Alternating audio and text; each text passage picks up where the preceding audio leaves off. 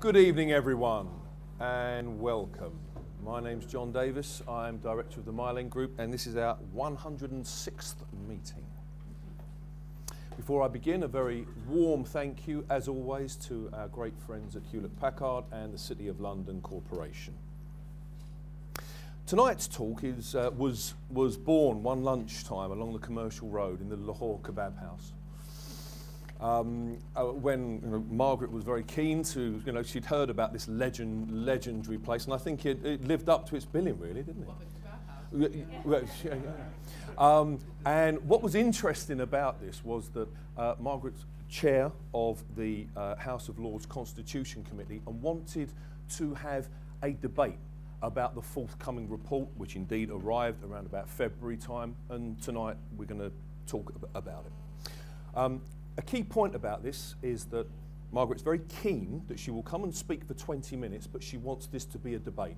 So please have your questions ready. I hope you've all read the report. I must say, I skimmed it when it came out, and I've read it carefully today. I think it's a really fine report, which is the state of the art of where we are on constitutional issues right now. Very interesting as we enter this last year of the coalition government.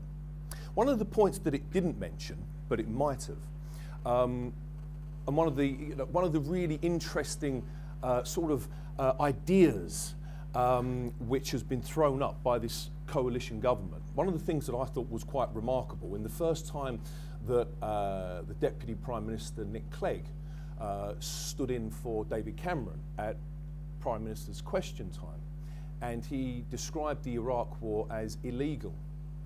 Now, as you can imagine, the Ministry of Defence had kittens over that particular word.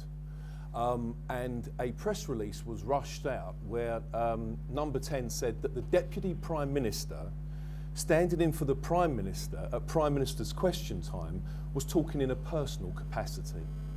I was reminded of when Lord Hennessy would talk about instantly invented conventions and traditions. So without further ado, talking about the constitutional implications of coalition government, I give you Baroness J of Paddington. Thank you very much. Well, thank you very much, John, and thank you for inviting me back to the MEG Group. The last time I spoke to this group, it was in the hallowed halls of the House of Lords when I spoke about the media and Prime Minister since 1945, something on which I had strong views and on which I would have certainly pleaded the Ministry of Defence press release about these are entirely personal. This evening it's a slightly different situation because, as you've heard, I really want to start a debate about the report which the Constitution Committee has produced on the constitutional implications of coalition government, which we published about 2 months ago, but which I think is becoming more and more relevant as we go into the last year of this Parliament, and as we assume, although we keep being told this isn't the case, that the parties involved in that election are giving some thought to how they might behave if there is another hung Parliament. We decided to do it for all kinds of reasons, which I'll elaborate in a moment, but I have to say that one of the most fascinating things to me, having many, many years ago, more so than I certainly wish to recall tonight, having taken a special paper as an undergraduate in British cabinet government, I found it quite riveting how much had changed and how different it all was. And to be honest, if I was teaching anybody in this room today, although I know you've all gone beyond that stage, modern British government and what cabinet government is and the strengths and weaknesses of it, I would find it very difficult to do so, because I think cabinet government has drifted so far from what the conventions were. And even if we talk about immediately introduced or instantly arranged conventions, to quote Lord Hennessy, as we have just done, I really do think we have some issues to discuss which are very significant in terms of what we call cabinet government today and what we would have called cabinet government certainly at the time when, as I say, I did a special paper as a student on the subject. I think that the reason that we decided that it was important that the Constitution Committee did this was because we felt that this was the first time in peacetime modern politics, in peacetime Britain, that we have had a coalition government. Obviously, we had the one in the 1940 war, in the Second World War. But this is the first time since 1931 that there has been a coalition government in this country. So in a way, it's not surprising that some of the conventions are being made up on the spot. But on the other hand, this is something which has enormously affected the way in which parties have decided their policies and in which we've been governed.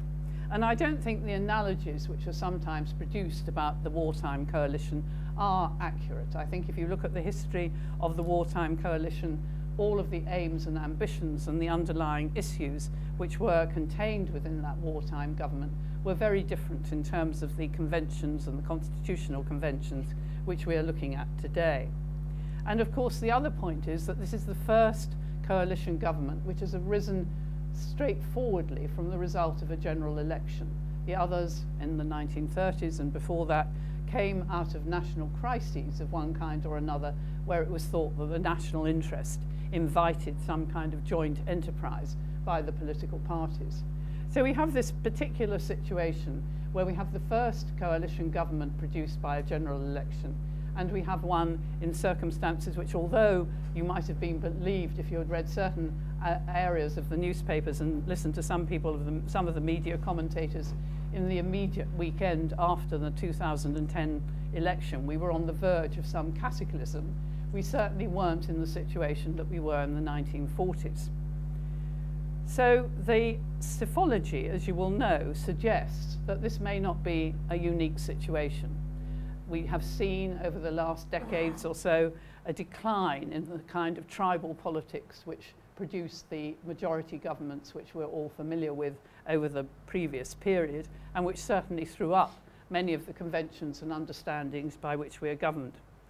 We've seen changes which have occurred in political loyalties. We've seen a much greater fluidity in the discipline and otherwise of a party, and we've seen a very great change in having a third party, which was always seen to be as being automatically a minority, as a coexisting player in the government.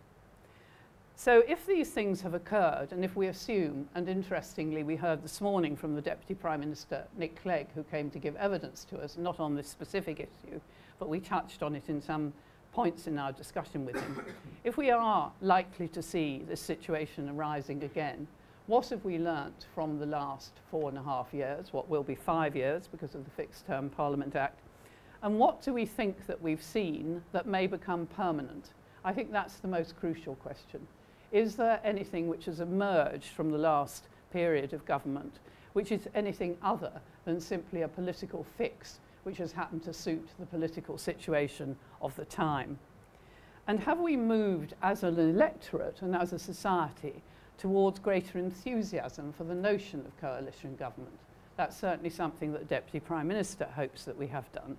But I think anybody who looks at the coverage, for example, of that famous Rose Garden press conference when the coalition was formed, and also thinks about the state of the parties and the state of relationships within the coalition today, I think that we can say that some people have got rather bored with coalition government. Some people, particularly in the Conservative Party, never particularly wanted it anyway, and I think it's a very close-run thing, whether the people who sometimes appear in the media saying, oh, we like coalition government because people agree, and those who study the realities of the situation are saying that they think coalition government is not a natural phenomenon for British politics. I personally come down on that side. I think that unless we were to change the voting system to PR, that the tribal loyalties and the particular concerns which people have, which are not just about supporting Arsenal or Tottenham, but are about the really different perspectives that people have on society, will persist for a very long time in British politics. And if we go on having a first-past-the-post system for Westminster, I suspect that coalition government will be something which we always tend to accept through gritted teeth, rather than either seeing it as something normal or something we aspire to. But that certainly is not the position of the Deputy Prime Minister, and we heard him say that again this morning. So whatever you hear in the next year or so about clear blue sky being put between the coalition partners, I think we can assume that Mr. Clegg's party, insofar as Mr. Clegg controls them, will continue to think that this is certainly preferable to continuing ideological opposition. So if we look at that and we think about the fact that in the next year or so election manifestos will be being drawn up, that people will hopefully be thinking of within the parties about what they would seek to do if they woke up after the general election to find that there was no massive majority party within the House of Commons, how would they behave? I think we can start to look at some of the interesting questions which arise. And I suspect that what we have tried to do is to produce a useful piece of analysis to raise some of those questions and hope that it falls onto the desks of all those people at the moment. And again, I quote the Deputy Prime Minister from this morning, certainly have no idea of planning for a coalition. It's a bit like the debate you now have with the government about Scotland. If you ask them, as we did indeed ask Mr. Clegg today, what plans or understandings are you making? What considerations are you giving to there being a yes vote for Scottish independence? The answer is, oh, we're not thinking about it. We don't wish to think about it. That isn't part of our perspective.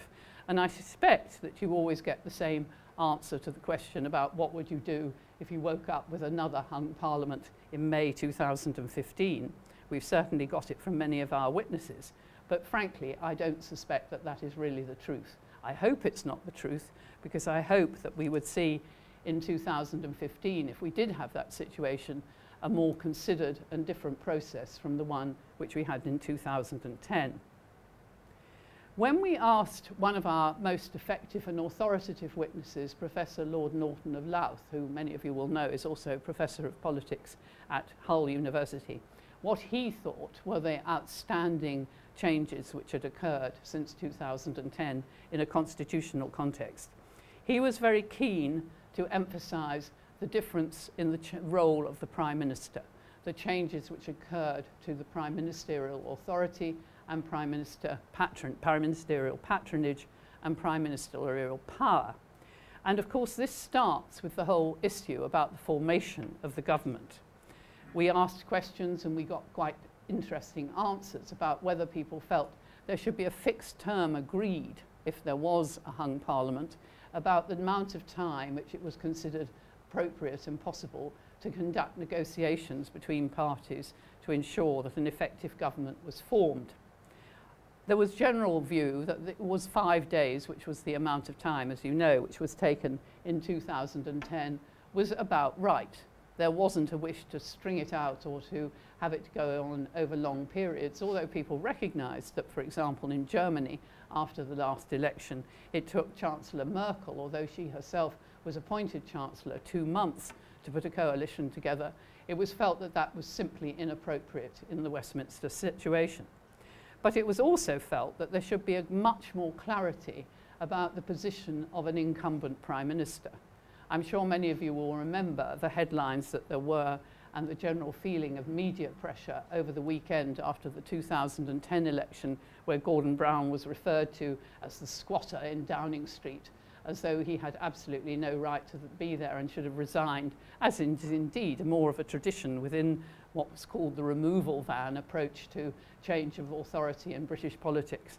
And the general position, of course, now is that since the publication of the Cabinet Manual in 2011, which I'm sure many of you are familiar with, the Cabinet Manual has actually made it clear that there is a situation in which, and I will quote from it directly because we quoted it in our report, Prime Ministers hold office unless and until they resign. If the Prime Minister resigns on behalf of the Cabinet, of the government, the Sovereign will invite the person who appears most likely to be able to command the confidence of the House. Well, that's of course appropriate. But they're saying that this is as well as a duty. This is something which they should be doing under the constitutional conventions.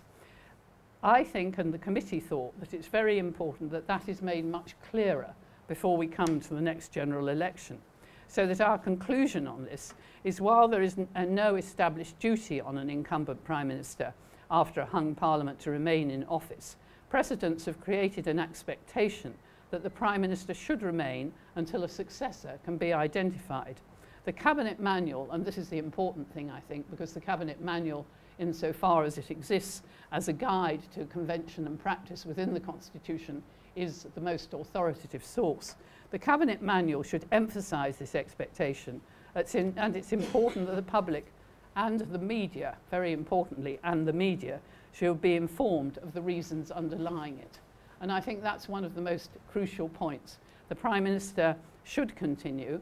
There should be an ability to have that breathing space so that proper negotiations can go on. And the incumbent Prime Minister should certainly not be described as a squatter, certainly not over a period of a long weekend.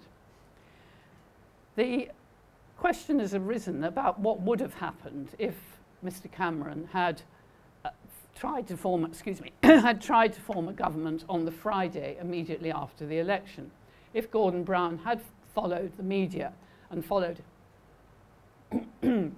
some of the assumptions that he should have been packing up on the Friday morning, Mr. Cameron would only have been able, in the best of circumstances, to form a minority government. Now, there's a political calculation about whether or not that would have actually been better for him. If he had formed a minority government, or formed a government, it wouldn't have been with a small majority, but it would have been rather akin to the situation that Harold Wilson found himself in an earlier era of having, in his case, a very small majority. I think the political view is that he would probably have been able to go back in a second general election after 9 months or so, and might well, in those circumstances, have created a Conservative majority, which he would have then been able to govern with quite comfortably. So maybe Mr. Cameron made a political mistake in trying to create a formal coalition and in succeeding in doing so. But as far as the Constitution's concerned, it was probably much more satisfactory to achieve what he did.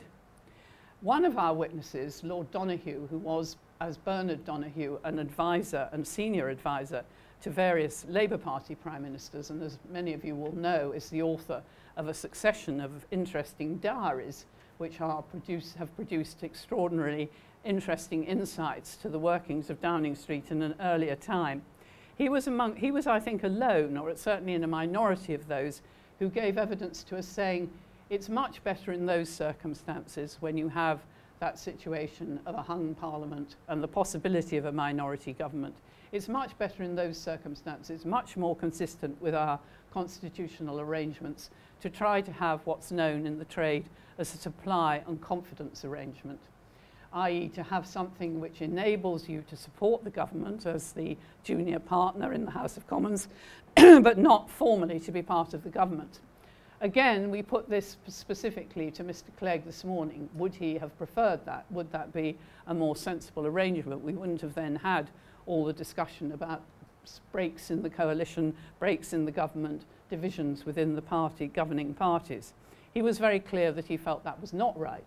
But I think there is still a view, and it's one that was, as I said, interestingly put to us by Bernard Donoghue, who has considerable experience in this field of dealing with situations where governments are trying to govern in a situation where they don't hold a proper majority in the Commons, that a supply and confidence arrangement may sit more comfortably with the understandings of the first past the post system, be more consistent with Westminster divisions of opinion and party government than a formal coalition. But that's something that I would be very interested to discuss with all of you. So we have the situation where the Prime Minister, the incumbent Prime Minister, is having to sit there, possibly negotiate himself, but certainly, as it were, as the caretaker, if not the squatter, in an interim period. The next thing which occurs, of course, that if a Prime Minister is called to the palace, if someone is called to the palace to form a government, and does say that they're going to do this on a coalition basis, the next real undermining, if one wants to call it that, or reduction of the powers of the Prime Minister is in the formation of that government in terms of individuals and personalities.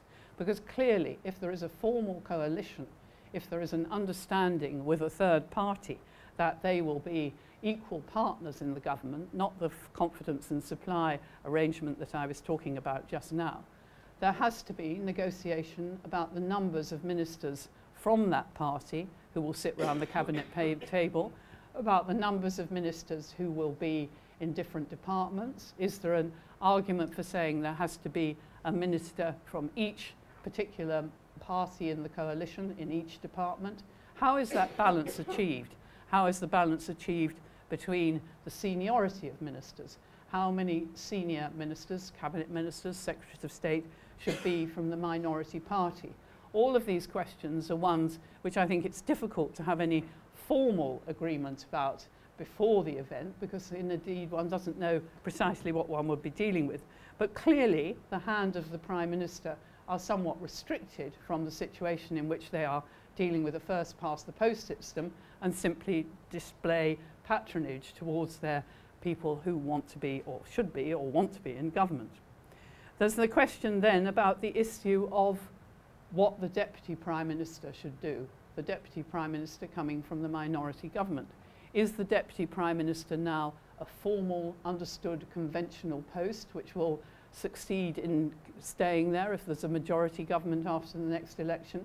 We've had people holding a post called Deputy Prime Minister in previous cabinets, but it's never had the formal responsibility and the particular high profile of Mr. Clegg because of his importance as the leader of the third party.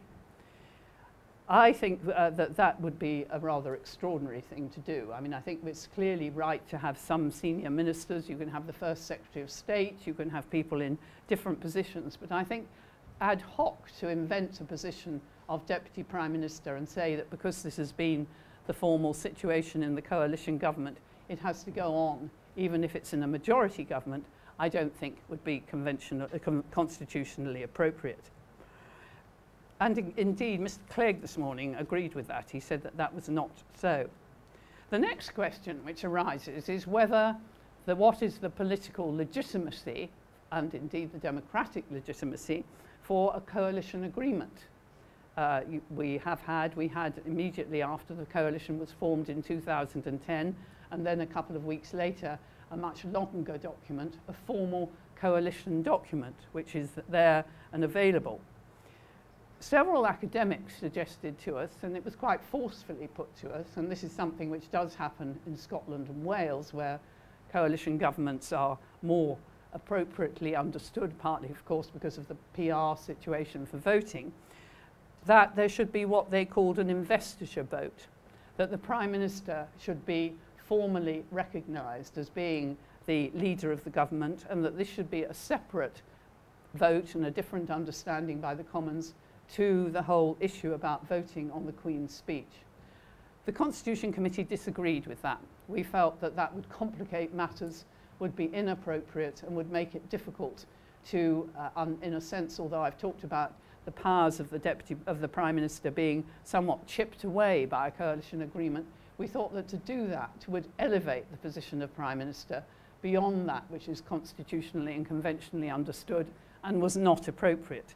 We felt that the whole issue about the way in which people vote on confidence in the government at the end of the Queen's speech excuse me, was the most appropriate and sensible way to continue. So there was, as I say, quite a lot of evidence saying that the way to achieve some form of democratic legitimacy for a coalition agreement as opposed to an individual party manifesto was to have a separate vote, voting in the Prime Minister, who was, as it were, the leader of this coalition agreement, rather than simply the Prime Minister first in amongst equals, as he's usually been. We then have moved on to, I think, probably the central issue of coalition government, which is the one which has exercised the committee most, and which certainly I feel is the most difficult one to look at in terms through the spectrum of a coalition government, and feel it's consistent with the understandings of cabinet government which we've all had in the past. And that's the question of collective responsibility, which sits absolutely central to our concept of the government's collective accountability to Parliament as a whole, to the joint position that ministers take, which is held up to be the way in which they report to Parliament, and they're held responsible to Parliament. In the programme for government, which was the longer document which the coalition produced after they had formed the government in 2010, they agreed specifically on 5 areas where they would disagree in government. They made it clear that there were some things, Trident was one, tuition fees were another, etc., which in fact, as you know, didn't happen, where they would disagree and that would have to be understood as part of the coalition agreement. What has happened, of course, is that over time there have been more and more disagreements and understandings which have been, in a sense, abandoned, some of which are, of course, to do with what Harold Macmillan famously described as events, dear boy. They couldn't have been predicted. But others are real structural differences between the different parties, and which make it, I think, very difficult to understand what they mean by collective responsibility. I mean, to give you a couple of examples, there was the famous occasion when the Liberal Democrats withdrew their support for an agreement made at cabinet level, much discussed, produced and in Parliament, having gone through many of the stages of parliamentary process on the reorganisation of constituencies, and they were explicit about it. Mr. Clegg said, we're doing this because we didn't get what we wanted on Lord's reform. Now, that was a quite extraordinarily difficult position to take, I think, in terms of collective responsibility. Then there was the time when government MPs, Conservative MPs in this case, tried to amend the Queen's speech, their own Queen's speech, devised by their own government, so that to take in the issue of the European referendum. And the one which is always spoken about because it was so visible in terms of the presentation was the way in which Mr. Cameron, followed by Mr. Clegg, both spoke from the dispatch box in the House of Commons on the Leveson report on the press on different positions. They both spoke as government ministers from the front bench, one as Prime Minister, one as Deputy Prime Minister, saying we take completely different views from this. Now again, all governments which I have studied, understood, been part of, that kind of behaviour would simply have led to people resigning or being asked to resign. And yet again, I think it's just worth quoting directly from our report because we say this in very specific terms. There are two sides to how the Convention on Collective Ministerial Responsibility operates. First, it involves government policy being developed collectively, that is in cabinet committees and for important decisions in the cabinet itself. The Convention traditionally is thought to require discussions on policy formulation to be confidential. The second side to the Convention is that once a decision is reached, it is binding on and supported by all ministers. This means that ministers must speak and vote in favour of the policy in Parliament and must not dissent from it publicly. A minister who feels unable to support government in a policy or decision is normally expected to resign. The Convention, we say, in rather typical House of Lords understatement, the Convention has been under strain in the recent past. It certainly has, and I think that this is something where, again, we have been glad to see that the Cabinet Manual has tried to approach this in its latest iterations about the way in which this should be approached. Now, clearly, I mean, it would be daft to pretend that there won't be divisions of opinion within a coalition government and that they won't be ones which are explicit and can perhaps be publicly expressed. But we feel as a committee, and I feel this personally very strongly, that we must be more clear and more explicit about how these are treated and the way in which the governments, any government of a coalition nature, will treat that in how it deals with things. It's interesting, you see, and again one may say, well, that's all to do with the issue of proportional representation and the way that government's been formed. But it's interesting that in Scotland and Wales, where there have been genuine coalitions, that process of collective responsibility, as it's conventionally understood, as it has been understood, has been scrupulously observed. And that's something which we heard quite a lot of evidence on from ministers from Cardiff and from Edinburgh. So I think if I can, I'm looking at the clock and I see that we are probably going to run out of time. I think that what I would like to see on collective responsibility is not simply that at the beginning of a coalition government issues are identified and it is said absolutely explicitly there may be disagreement on that, this or that, but that the way in which there is disagreement, and the method by which this is reflected in parliamentary behaviour, and particularly in parliamentary voting, is something which is actually written down and put into the Cabinet Manual. Now, as you know, there are many people who feel that this is again entirely against the British way of doing things, that we're much more informal, that we behave on the basis of precedent, that we behave on the basis of convention, and anything which smacks of a written constitution is anathema to them. I, on the whole, probably fall roughly into that camp. But I think on something as central as cabinet government and collective responsibility, that isn't really any longer any good. I think we do have to have a more systematised approach to it. I don't think it is worth thinking we can just muddle through. And on the basis of what changes we expect to see permanently once the next election happens, I would hope that collective responsibility is something which, if we are going to say, well, you know, there we are, let's start again and do it differently, that we don't just muddle through, that we do very specifically and clearly make a situation much better by having within the Cabinet Manual some guidance, as I say, on the way in which the Prime Minister may or may not, the incumbent Prime Minister may or may not stay in office, on the question of how ministers are chosen, of the proportions of ministers to the proportion of members elected within the different parties of the government, and very precisely on the question, the central constitutional question of collective responsibility. Now, it may be that everyone thinks this is terribly old-fashioned, and as I said, it's certainly a very long time ago that I wrote my paper on as an undergraduate and then as a postgraduate on cabinet government. But I do think that if we are going to change, we shouldn't do it just in this kind of very ad hoc and politically driven way. We should have a clearer view. Personally, I would quite like to see there be a constitutional commission.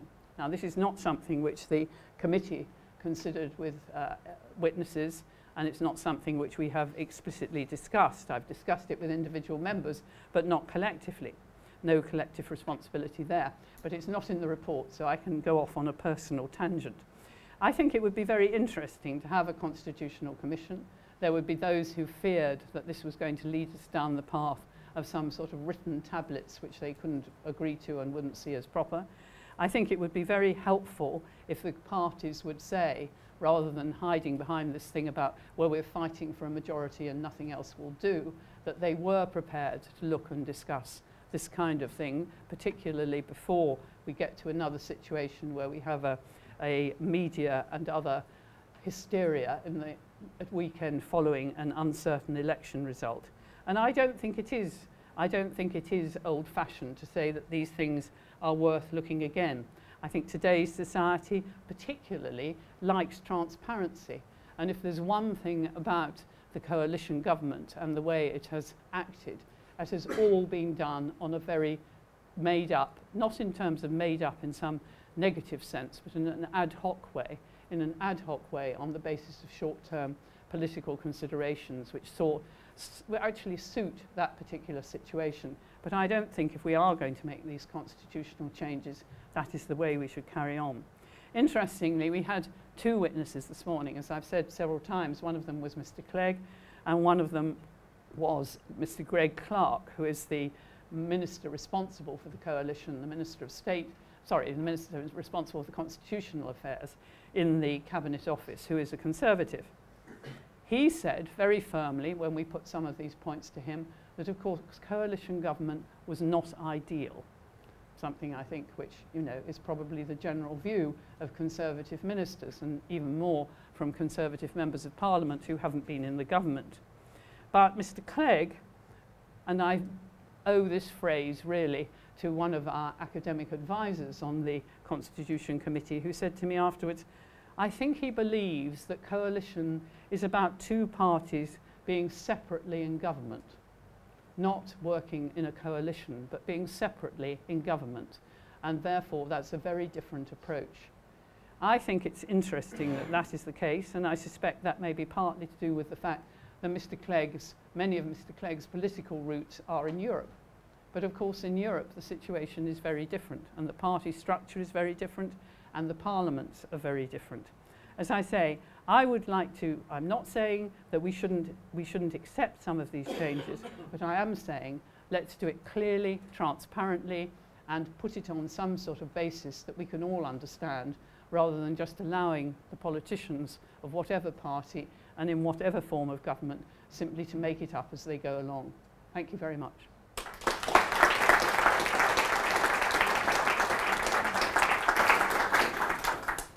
Thank you very much indeed. Well, we've got plenty of time for questions, and I'd like to ask the first one. Right.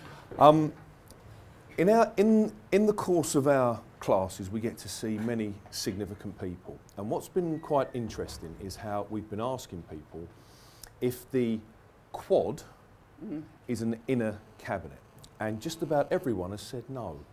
I note from the report that David Laws has said it is. From my own point of view, I think that it is an inner cabinet, and pushing aside the example of war cabinets, I think it's the most significant example of an inner cabinet of the modern era. What do you think?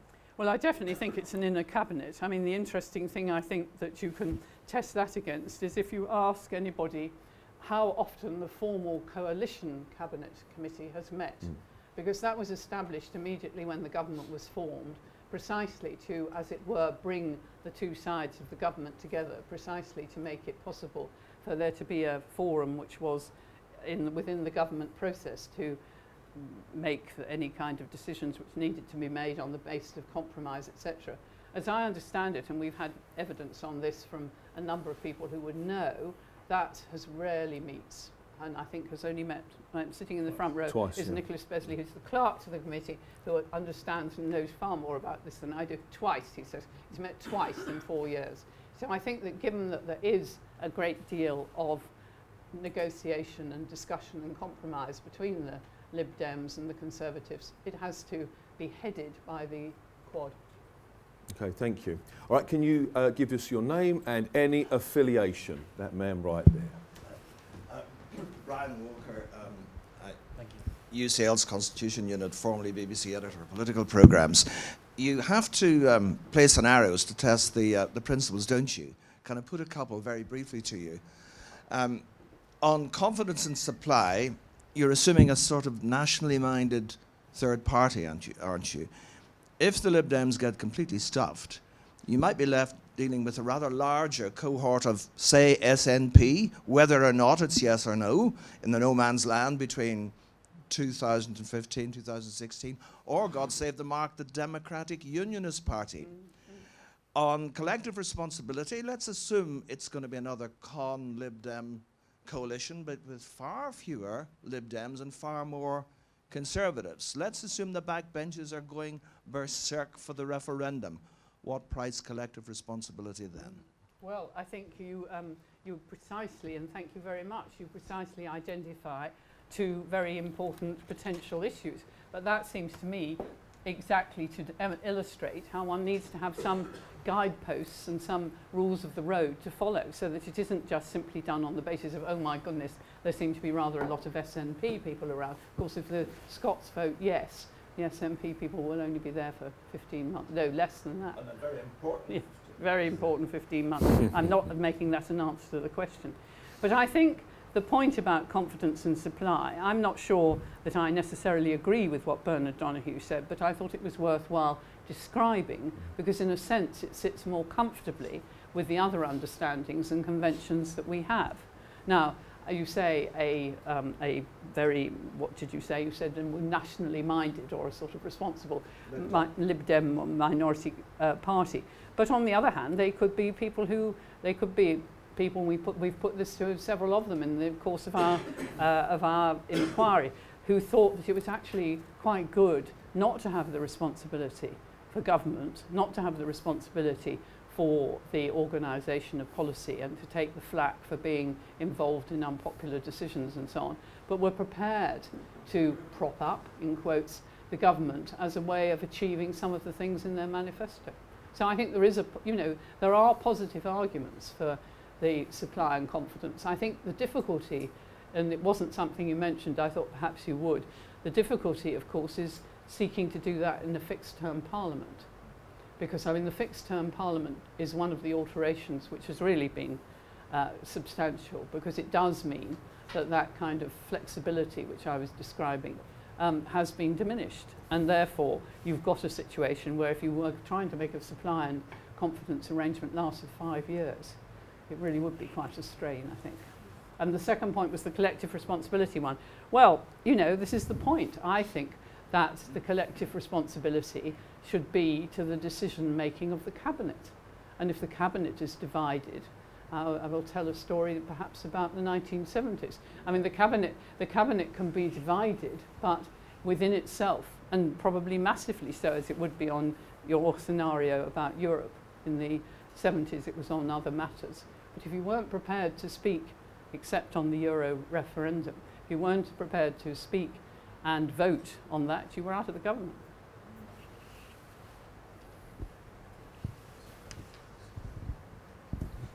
Thank you. Matthew Jackson, Gabitas and the Marlin Group.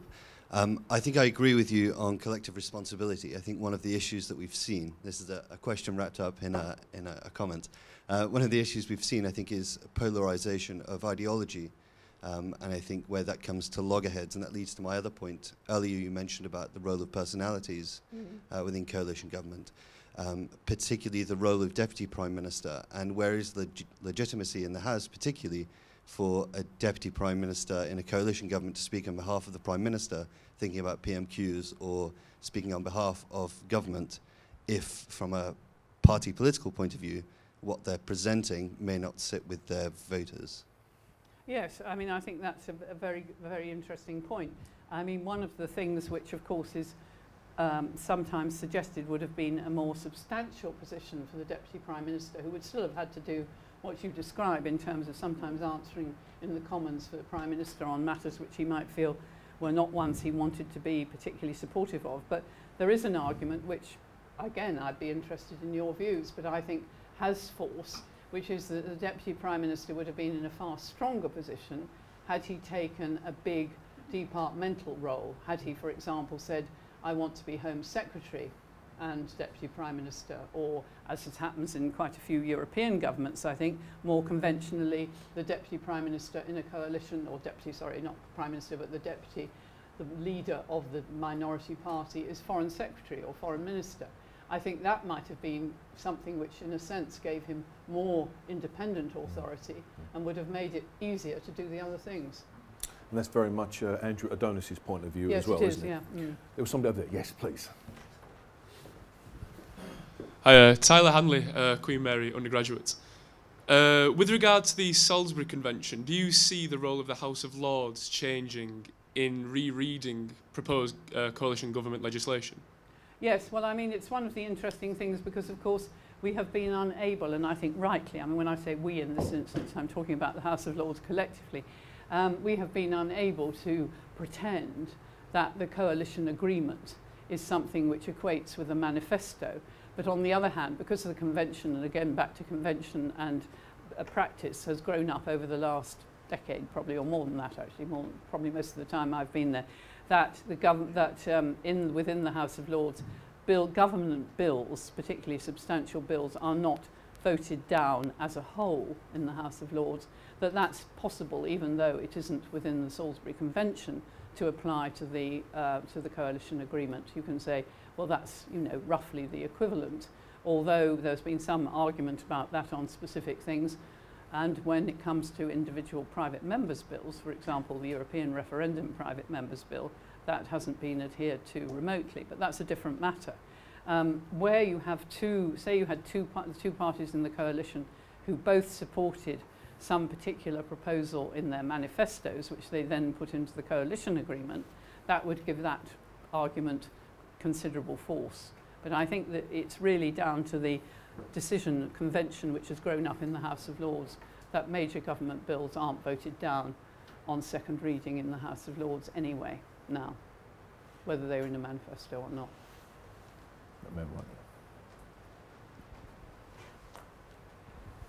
Ian Beasley, formerly of MEG, now a strong supporter.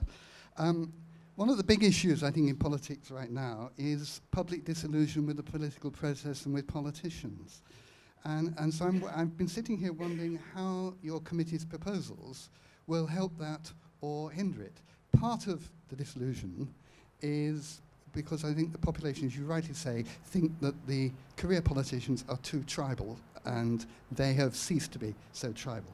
But in a sense, the management of the coalition, which is, it's a bit like a prenup agreement, isn't it? They spend enormous time agreeing on the prenuptials, but then they don't spend much time on agreeing how they're going to manage the marriage thereafter, when there are stresses, strains, failures, and actually what will cause it to end. So having a fixed-term parliament might actually be poisonous for a coalition. Now, that's a ragbag of things, but would you like to comment on how your proposals will help restore confidence? I'm afraid our proposals do not directly address the question of public distrust, which, as you rightly say, is probably central. I think there's a difference, but again, I'd be interested in your view and the view of others. I think there's a difference between the rather sort of fuzzy view of kind of idyllic answer to all problems that surrounded some of that early presentation, which was very effectively done. I mentioned the Rose Garden press conference, you know, where people said, oh, thank goodness, no more of that awful kind of, you know, tribal, as you say, tribal disagreements. And there was, you know, David Cameron talked about the end of Punch and Judy politics and all of those sort of things. I think there's a difference between the generally sort of warm feeling that people had about that and their experience. Now, it may be that most people in Britain are more inclined to a sort of central ground position which isn't related to any particular party position. And I think that may indeed be true. But I think what you're emphasising, which is right, is not that they take that view, but they just say a plague on all your houses. It's not that they feel a sense of, you know, oh good, we've now had a more sensible grown-up way of doing this. Let's try and do it more like this. They just feel that what they've learnt and what they've seen is more of what they call the same. Now, I don't think that's fair, but then I wouldn't, would I? I'm a member of the Westminster Village. But on the other hand, I don't think it's about a really solid kind of centralised middle ground view. Now, I think it's about, you know, we don't want any of you. Why can't we just throw in the towel and start again? And that's one of my points about if we are going to have a different form of government, and I'm not sufficiently small c conservative or sufficiently old to say we can't begin to think of doing that. But if we are going to have what I would characterise as a more European style of government without necessarily certainly changing our voting system, as has been voted down in the course of this Parliament, then we need to do it openly and specifically and clearly, and not just have these rather bizarre situations where, for example, on Leveson, we get people, senior people from the government making completely opposed speeches and people saying, well, what on earth is all that about? If they saw it clearly in a framework, then it might be more acceptable. John. Yeah. Andrew Riley, Churchill Archive Centre, Cambridge, looking after prime ministerial and other ministerial papers. Can I ask three very quick things rolled together? First one, is 5 years too long? Yes. Secondly, I thought you might say that. The second one, is the third party always going to say yes to a coalition because you get cars and pensions? Well, I hope it's not exactly about that, but obviously if you are a very sort of long tradition established party like the Liberal Democrats, or at least the Liberals, and the last time you were in government was 80, 90 years ago, then it's tempting to see that some of the ideas which you've only otherwise discussed in conference with your own fellow democratic leaders or with your democratic colleagues or on the doorstep and so on and so forth may actually be implemented. And the Liberal Democrats will make a good case for some of the things which were in their manifesto and which were things they wanted to do in the government, which had they ever been, as it were, a single party government they'd have tried to do, which, you know, they have succeeded in at least getting some of within the existence of the coalition government. It's a legitimate position. And the third one, I take your investiture point, but isn't there, I mean, in 2010, a very strong sense that there was a profoundly anti-democratic wash-up, and arguably much more anti-democratic than it had ever been before, followed by a coalition that no one voted for? Well, the anti-democratic wash-up I'd certainly sign on to. And in fact, that's one of the only arguments for the Fixed Term Parliament Act, in my view, is that, and let's see what happens next spring, but that you should be able to finish business in time so that you don't have a wash-up, and you particularly don't have a wash-up on very important bills. like the famous Cragg Bill, which you will remember, I'm sure. A coalition that nobody voted for. Well, I mean, again, we go back to the point I was making over there. There was a general feeling, at least it was reflected in, you know, all of the media coverage and in the polling and so on, that people were quite happy with this sort of generalised sense of these two nice chaps being together and it sorting things out and being, as it were, in the middle ground. So I don't think you can say that people were antagonistic to the formation of the government. It may have been that they didn't read the fine print, but then who does ever? I mean, who could ever say, you know, they read the manifesto? So I think, you know, that's a charge you could put against every election, you know, was that actually voted for? I think the problem about having a separate investiture vote is that it invests the Prime Minister, rather as is done deliberately under the constitution in Germany, with a particular role. I mean, the Chancellor, I mentioned earlier, I mean, the Chancellor, Mrs. Merkel, was elected by the Bundestag long before she was able to form the government. And that then makes, I think, our system a bit more presidential, which is something which I personally would like to resist. Don't you think it profoundly ironic, though, that the anti-democratic wash-up of 2010 actually gave us a Civil Service Act after nearly a century and a half? Well, that's true. Yeah, sorry, I forgot that. So sorry. sorry, yes, forgot that. Who's next? One man right there. Don't you think it was an extraordinary mistake on Nick Clegg's part not to negotiate a role for himself at Prime Minister's Questions, given the importance of that as a television event? You mean beyond the one that he has in terms of standing in for Mr. Cameron when Mr. Cameron's away? You mean a formal role? Normally he just sits there saying, looking sad. Beforehand, the Democrats used to have 2 questions. Yeah. Compared to Labour's 6. He does have LBC, though, doesn't he? I would find that very odd. I mean, make the case for it. I mean, I think it would be very peculiar. He's you know, he is there as part of the collective cabinet. Mr. Cameron is speaking on behalf of the cabinet.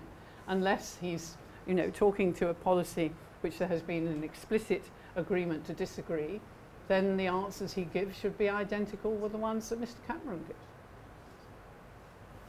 Man right there. Thanks. Richard Dowling, lately of Queen Mary. You spoke about somebody informing the public that a Prime Minister's got a right to stay on after an inconclusive general election. Who should that person be doing the informing? Well, I don't think it's a person, but I think it should somehow, I mean, the Marlene group is very influential. I mean, it should be a greater understanding, and certainly, I mean, we shouldn't allow the media to run headlines saying the squatter in Downing Street. Now, when I say we shouldn't allow, I don't know what I'm talking about. But what I mean is that if it becomes a generally understood convention, or has become a generally understood convention, that you are counting the number of black plastic bags being taken out of number 10 half an hour after the polls close, which is the present position, then you are obviously having a situation in which anybody who's there longer than breakfast time is going to be criticised. But I think what we need to make clear, and the Cabinet Manual does that, but again, back to the point about who reads the Cabinet Manual, let alone, you know, the Cabinet should make it clear, but it should be part of the opportunities which we all have to, quote, educate and inform, to make sure that that's understood. My reading of that, this squatter in Downing Street, if my memory serves correct, it was the Sun that printed that. And my analysis was that the quality papers, and for once I include the Daily Mail, actually understood the Cabinet Manual's point. Well, the Cabinet Manual hadn't spoken at that time. No, it was published in draft, that particular paragraph on. Yeah, so that was published in the February of 2010. And I think, and I think that was actually understood. And my sense was that the Conservative Party gave the Sun a push to give the negotiations a push. That was my reading of it. Well, you're always more informed about the media than you. Especially on tabloid journalism. Yeah. Yes, please. I'd be very grateful if you could just explain a little bit.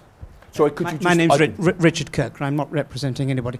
I'd just be very grateful if you could spend a bit of time saying how you might envisage, even if it was beyond the terms of reference for the committee that you were alluding to.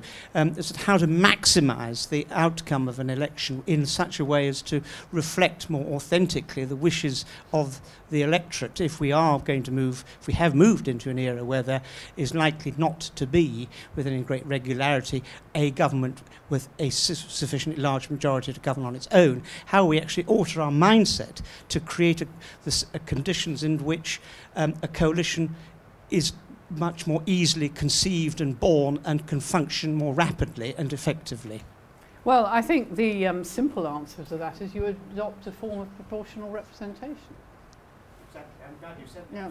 I mean, that is the simple answer to that. But if you believe, as I'm afraid I do, that the virtues of the one member related to a constituency first past the post system has more advantages than disadvantages, which I agree is an argumentative point, then you would say that you have to, in a sense, deal with all of the problems which I hope we've thrown up this evening. But I think PR is your obvious and simple solution to that, but I think what it throws up in its own wake is problematic. Please, right there. Tony Thorpe, Marlin Group member. You mentioned about the Deputy Prime Minister having a certain licence to speak on behalf of his party rather than the government. Vince Cable has been described as a semi-detached member of the government very often, and I think the Chief Secretary also tends to often speak on behalf of his party. Do you think that this has made the task of the senior civil service more difficult, in that very often ministers are speaking about their own views or about the views of their party rather than the government as a whole? I would imagine it does, but I imagine that this is all something which, in a sense, individual ministers deal with their own departments about. I mean, it's interesting that you mention the Chief Secretary, because really until the very recent past, the Chief Secretary has not been out there doing these things. I think as we move towards the election, you will see more of that. Certainly Mr. Cable has been slightly off-piste for a long time, but that's, you know, for all kinds of individual reasons, which no doubt you would say were his own cynical ambitions. No, I'm only teasing John, because he can extract the underlying motives more sensibly than I can. Yes, please.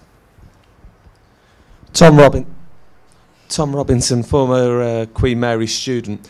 I haven't read the report yet, so maybe you do address this, but I'm not sold on your points yet of collective cabinet responsibility, because I think it constricts debate, especially in the dialogue with the public, whereby when you have a cabinet or government going along with something where half of them, you know, they don't agree with from their manifesto, are going along with it, it does some credit when they can come out as Clegg and Vince Cable, for all of his sinister motives, can come out and actually say, well, I don't agree with this, but because I'm part of the cabinet and because we've signed up to this coalition government, we are going to go along with it. Oh, well, that's his collective responsibility. I mean, it's not, I mean, if you look, I mean, it's going back into the dark ages, but if you look at 1975, when there was a referendum on Europe and the Labour government was in power, where there was clearly huge divisions within the Labour government on the referendum issue and on Europe in general, there was an agreement explicitly produced and explicitly publicised, saying that ministers could campaign on different sides,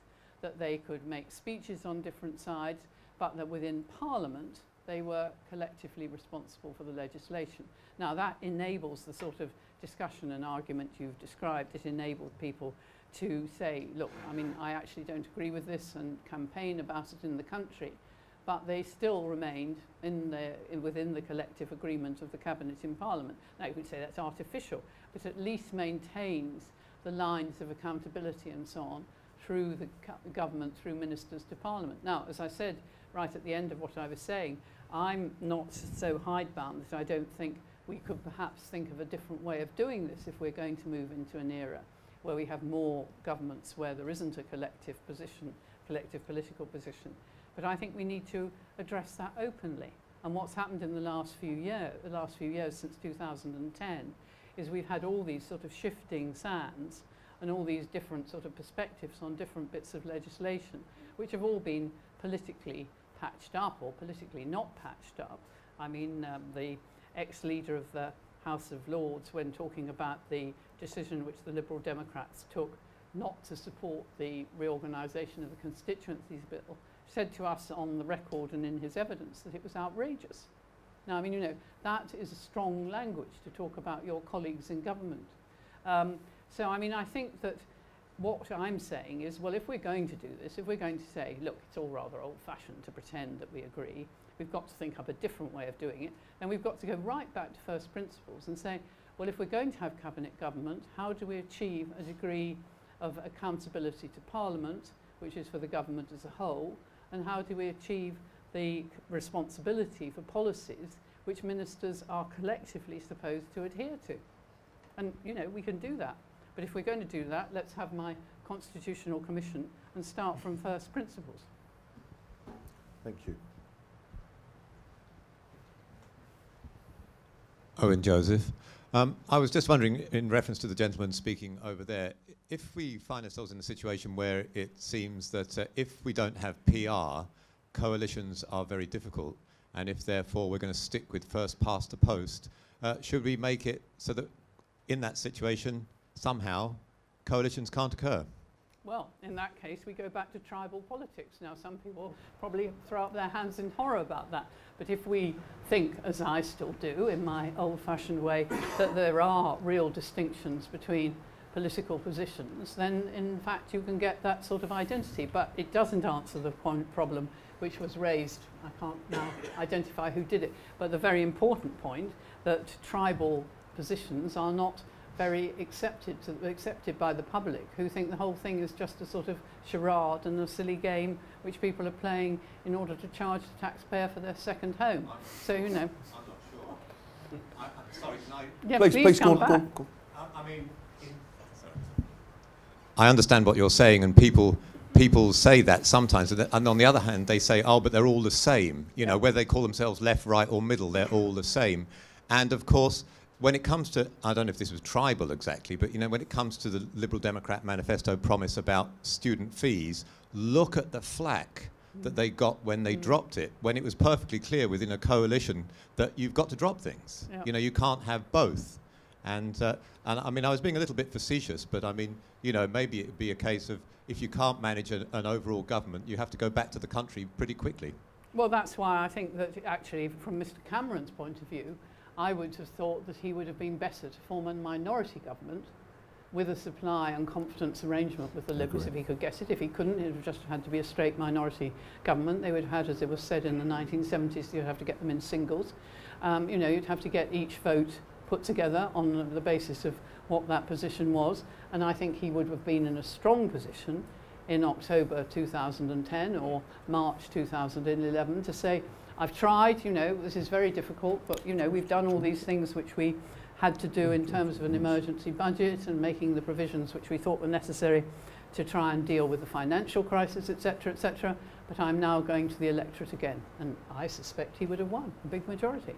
In the middle of the financial crisis, which we have. No, but not in 2011. Norman Strauss, sometime advisor. I sense that you are in the camp that would like to look at this systematically and create some new principles. I'm pleased about that, so this question will therefore not alarm you.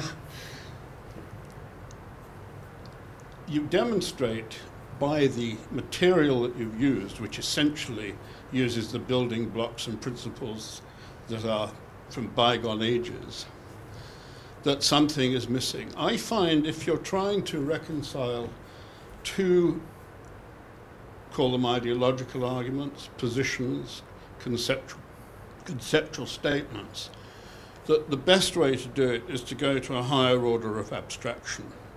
And a sentence here that might apply to both collective responsibility and coalition government is, how does the majority best respect the minority?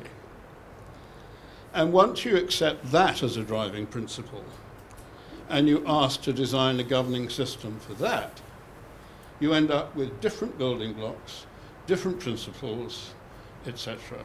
Do you agree? Well, I mean, I probably do, but I haven't thought about it in that way, so I'm not going going to totally commit myself, but I see what you mean. And I think you would have to go back to all of the issues which have been raised about should we have a parliamentary chamber which is more the shape of this room, you know, which would enable people to feel relatively more comfortable with their their opponents.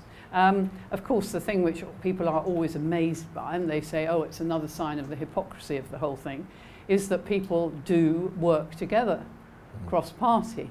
You know, and I mean, I saw an example of it. It wasn't about working together, but you see the sort of friendly relations and the sort of collaborative, cooperative sort of general friendliness between people, which you wouldn't expect if you thought it was only represented by Prime Minister's questions yesterday afternoon when the visit of the Irish President. You know, there is everybody together talking about Ireland. You know, there isn't sort of daggers drawn, but while you have the House of Commons with the line still in the carpet in front of the benches so that you can't hit someone with your sword across the other side, which, you know, I hear people from the, you know, doorkeepers and so on who show people around telling this story about once a week. People say, really? But they don't have swords, do they? Well, I mean, of course they don't have swords, but, you know, that is still part of the mythology. But that's perhaps you'd like to join my ad hoc commission on the Constitution. Down the front here. Daisy Serblin, My Lane Group Assistant. If coalition government were to become the norm going forward, do you think that would generate a convergence or a polarisation of the ideologies of our political parties? Well, you see, I think the argument would be that there aren't ideologies. It's all about managerial politics. How do you best manage the economy? How do you best manage our foreign affairs, etc., etc. I personally, as I said in response to a question over there, am old-fashioned enough to think that there are strands of at least political principle which are different between the parties. I think that if you had coalition government as a permanent thing, you would find there was a much more central ground which was genuine, and that this would be the people on the extremes, as they're always called, but the people out on particular ideological wings would probably be much more excluded than the people in the middle. But you'd have to deal with that on the basis of individual issues about which people feel very strongly, because you clearly couldn't, for example, on Europe, say that that was a middle ground, even if it was an important one in the middle of a coalition. What are your Michelle Clement, My Lane Group? What are your thoughts on Nick Clegg making up the rules, as it were, when he said that the party with the most votes and seats has the first right to seek to govern? I know it was in the first draft of the Cabinet Manual, then it was removed, but it may have had a decisive impact, or at least a significant impact, on the coalition negotiations. Yes, well, it did. You're absolutely right. Well, I mean, it was interesting. It was partly removed, I think I'm right in saying, aren't I, Nick, because of some of the things which the Constitution Committee said in our response to the first draft of the coalition, of the Cabinet Manual. Because we did look at that, and that was a very important thing that we said. I mean, indeed, he was making that up as he went along, but he was making it up on the basis of the Cabinet Manual. So my reliance on the Cabinet Manual is rather shown to have holes in it, but the reissued Cabinet Manual in the autumn of that year was very different, and very much so clearly on that particular point. But it's worth pointing that out. Peter Hayden, friend of the My Lane Group. If we accept, as many people believe, that the machine is increasingly broken, should we not be grateful for the existence of coalition government for shining some light on some of the stress fractures within that machine that might not have otherwise come to light? And is it possibly not the case that continued coalition might accelerate the kind of readjustment or resetting that all machines need at some stage that would otherwise not happen with just the alternation of increasingly bland teams of Stepford wives? Yeah, well, I mean, I think it's a very good point. I mean, I think there is a perfectly good argument to be made for taking that slightly cynical, if I may say so, but I mean, nonetheless, probably a very realistic position. I think that the difficulty, and I keep coming back to this, and I'm sorry to do it so repetitively, but I would much prefer that people said, instead of saying, oh, it doesn't seem to work very well, said, well, it doesn't seem to work very well, what should we actually think we should be doing about it, rather than running it completely into the ground, where we end up, you know, with 9/10 of the population saying they're disinterested in politics, very small proportion of young people voting, and people, populists like Mr. Farage, taking the centre stage. I think it would be much better to have a much more coherent and collective reappraisal, as was suggested over there. Any other questions? Yes, please. Hello, Lily Evans, friend of the Myline Group. Now, I should say something first of all. I'm neither a politician nor international relations person. My background is entirely different. So this may come from a kind of a left field. I listened to everybody asking questions in your presentation. There is one question that bugs me terribly. All of these changes are for the purpose of having better outcome. Mm-hmm. What kind of outcome are we talking about, and how do we know if we are getting it? Because none of these things, seems to me, show us the means by which we could have a proper... I'm control systems engineer, so that's why I'm saying this now. Well, then you'll understand the point that was made just now about the broken machine. Oh, absolutely, but it's not so much that. It's we somehow have to have a model. And I see here that the model is very incomplete. There are broken linkages. Things don't seem to come to any conclusion. There is no big deal if you change things as long as there is a framework that you can see how this all fits together. But this doesn't seem to fit together. No, well, and everybody, and I think this is the main problem for the public. When they look at our politics, they say, what's this all got to do with my daily life? Nothing, really. And I can't see how it makes any difference. Or if it does make difference, it seems to go backwards rather than forwards. So what I would like to see is how is this changed in the Constitution, which is a top-level governance system for the control system, if you want. So it would be, in our case, mathematical equation of some kind, except in your case, you're describing it in words. How is this going to help with outcomes, and what kind of outcomes are we looking for? What's the government for, really? Thank you. Well, what is the government for? Good question to end on. I think that the point that you've made is one that can be broken down. I mean, obviously, if you talked, as we did today, and I keep repeating it to Mr. Clegg, he would say, well, the outcomes which we have demonstrated by being in this coalition government, which for all the reasons which we've talked about over the last period of time, isn't by any means a perfect solution. We've achieved X, Y, and Z in policy terms. They would say, you know, these and those changes have been made and they are beneficial to the population. And I mean, you know, they would list them and they'd be a perfectly adequate list. So that's on the policy side. So then you're, in a sense, divorcing the outcome of policy decisions from the machinery of government. On the machinery of government point, it is a very, very typical British position to say, well, we don't really know how we got here, but we did. We muddled through. You know, we didn't actually come to any view about how we would achieve this, but there we are. We've got to 2014. We can say we've made X and Y changes which have been on the whole beneficial to policies, and how we've done that is indeed a bit of a muddle, but we've got here. So they would say the policy outcomes justified the rather ramshackle procedure which achieved it. And that would, they would say that was what government was for, getting to certain political ends. Well, I'm going to take the liberty of asking the very last question as we wrap up now. Just referring to your point about how the possibility was there of David Cameron going into minority government, a la Harold Wilson in 1974, and then requesting a second election 6 months, 9 months later.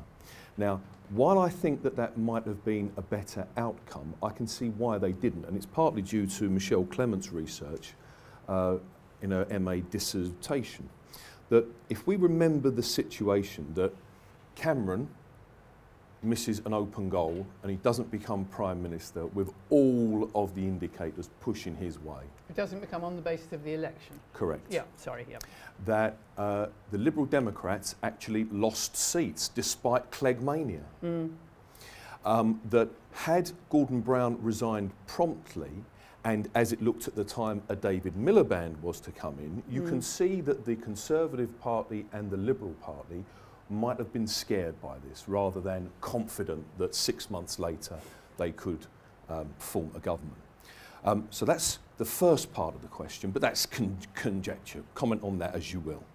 The second part is, we know that there has been a degree of criticism, shall we say, of Lord Gus O'Donnell in that some people have said that he pushed the parties together to form a coalition. Certainly, I think the civil service did use the phrase strong, stable government, which, would you agree, would push away from confidence and supply and towards coalition of whatever kind? Yeah, well, it's theoretically, yes, but then, of course, you have to accept the media and other analysis of the situation which there was on Friday 2000 and that Friday after the election, that we were on the verge of defaulting on all our international financial arrangements, that we were about to become another Greece.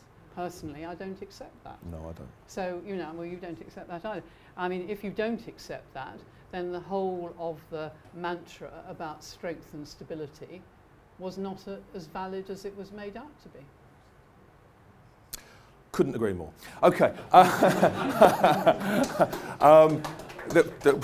Hold. Okay, that brings to an end Myling Group 106. 107 will be with Lord Gus O'Donnell at the end of April in the Treasury. Do apply for tickets. They're going thick and fast. And all that's left for me to say is do join us for a drink and join me in thanking Baroness J.F. Paddington. Watch out.